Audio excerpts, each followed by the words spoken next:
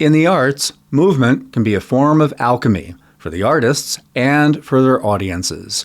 Tanqueray Harper, known as Tangles, is a performance artist across disciplines who is on the move and who flows with movement. She is one of the teaching artists in the Wolf Trap program at the arts-based collaborative here on our campus, the University of Tennessee at Chattanooga, ABC at UTC.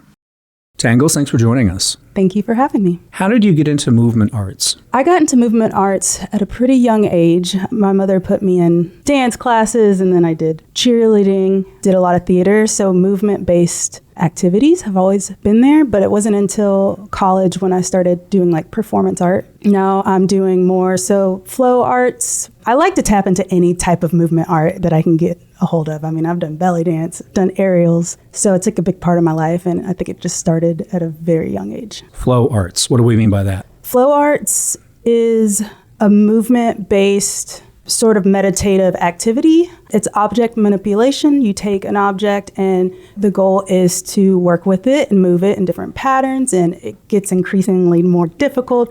So it's prop-based movement. Some people take it deeper into more of a spiritual mindfulness place, but as a performer, I use flow arts with props, and I also do fire spinning. So you may have seen that around, but I work with the object and use the elements to essentially move it around and create different patterns for the viewer to see. Whether we're talking about movement arts or flow arts specifically, share a bit of what it's like to be in that moment when you are moving, when you are flowing. So the goal is always to get into a state of flow, and you've probably heard of that in different areas. So the goal is to, once you have movements that you can do and you connect them together, then you can flow into it. And so it's a deeper state of mind when you're moving through it. That's why it's good for mindfulness and focus. That's why I do flow arts with kids and people in the community, because it really teaches you how to focus, but it's also really challenging. So when you're in it and you're in a flow, it feels very good. You're just kind of in a trance. But every once in a while you mess up. So it's challenging. So it teaches you to like keep trying. And once you get more tricks involved, like you can flow between them and transition and move around very seamlessly. And you can really get lost in that. When we talk about mindfulness, if that is a cultivated practice, there is often a teacher, an instructor, a guide, whatever you want to call that person. Who has been somebody like that for you when it comes to the type of movement arts, flow arts that you have done? I feel as though my mentors in flow arts has been peer mentors. So it's practicing alongside other people who are doing it too, or watching videos to see how someone else might move through something, having that community to support. But it is a very kind of a solitary practice. But in terms of mindfulness, I do a lot of meditation. I have an actual meditation teacher. She lives in Colorado, Kriti. She's based in Zen Buddhism. So I try to bring what I learned from her. I've been practicing with her for almost 2 years now, and integrate some of those concepts into flow arts and when I work with people into the community. So whenever I do say mindfulness, I might say meditation, or I might even bring up activities that's just about self-regulation and your emotions and how do we actually calm our nervous system. I talk a lot about the Vedic nerve, and with kids we do a lot of humming because I feel like learning how to regulate your emotions is going to go very far in life.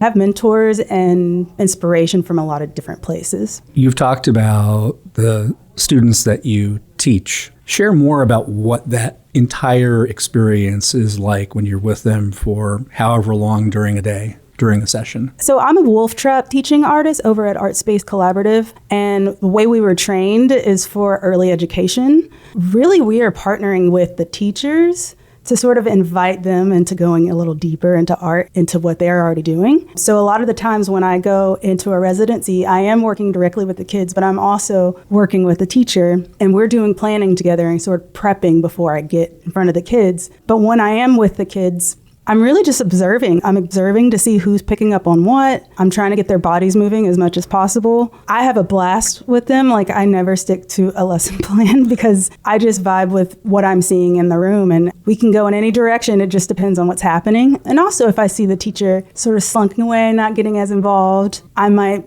pull something out to grab her in, or I might throw an instrument at the teacher and say, hey, play this tambourine for us real quick. But my lessons typically have some form of steady beat involved. So that's like another self-regulation tool for kids and teachers. So we use steady beat together as a group just to come together, first of all, but also quiet the mind and also like just connect with your heartbeat. That's something we do in almost all my classes. That lets me see where they're at. Like that's the first thing I do when I come in there, and I get to see who can't sit still or who's wanting to run around and who's really getting the steady beat, who's maybe having difficulties with the steady beat. A lot of the times the teachers are having difficulty with the steady beat, but that's like the base of what we do typically. And in working with those students, how does that come back around to help you think about things, how you move and flow, how you focus? One thing I've learned from the kids is the idea that moments pass super fast. Like if something happens, you might be crying at 1 second and then literally 2 seconds later, you're on to the next thing.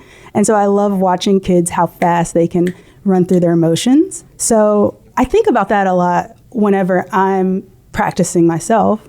And it's made me look into figuring out how to teach people how to make mistakes and be okay with it, right? To stay determined or to not take a mistake or you dropping a flow prop or you accidentally hitting someone and like dwelling in it, and that doesn't really reflect who you are and your abilities because it's just a mistake. But the quickness of getting back on track and getting back into the flow is what it's all about. And so now that I'm working with kids and I see them going from emotion to emotion so quickly, I've just wanted to focus on that with myself a little bit more, but also figuring out how to teach that to teachers. A lot of times these teachers are super nervous to do some of the artsy stuff, like singing or dancing or being silly. They're very, very nervous about it. And it's mainly because they don't want to mess up. They don't want to be bad in front of the kids. So sometimes when I see that happening, that's the direction I'll start to focus on with the teachers. Like when we mess up in front of the kids, like we're going to say we messed up and it's totally okay. We can keep going. But when we're being silly and having fun, you never need to feel like you have to be perfect. At other times, you are out there in the community, and I'm thinking of some of the experiences you mentioned earlier, but also you're no stranger to a circus arena. You're no stranger to the folks at Playful Evolving Monsters. Yeah, I do a lot of different things. I love performance art. I love engaging with people. I love entertaining.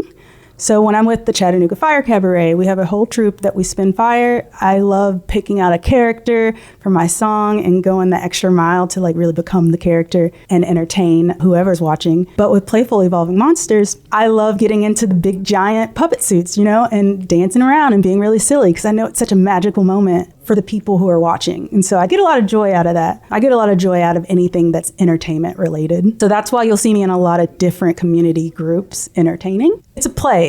I love playing, and I love playing with the audience. It's like a partnership, right? Like you're giving them something, they're giving you something, and I love that exchange of energy. And for people who want to learn more, keep up on everything at the Arts-Based Collaborative here at UTC, ABC at UTC, as I like to say, people can go to utc.edu/arts-based-collaborative. Tangles, if people want to catch up on everything that you do, where can they go online? My professional company that I started a few years ago is called True Capture Studios. So you can find True Capture Studios at True Capture 423 on Instagram or Facebook, but it's a community engagement company that I'm currently building where we focus on nature-based activities, really try to get the general public to connect with nature in a little bit more of that we're not so separate, seeing the more than human world as relatives. I do that through performance art, photography, community engagement projects. So True Capture Studios is where I sort of combine all the things that I do into visual art. All right, Tangles, thanks so much. Thank you, Ray.